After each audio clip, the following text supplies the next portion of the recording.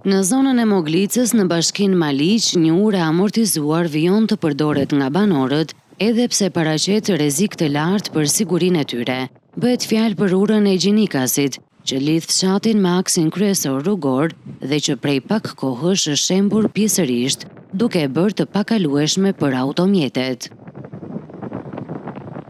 Në mungesë të një zgjidhjeje nga institucionet, banorët kanë gjetur një mënyrë të përkohshme për të kaluar, duke vendosur trar druri dhe pjesë metalike për ta bërë të mundur lëvizje në këmbë. Megjithatë, kalimi mbetet i pasigurt dhe i rrezikshëm.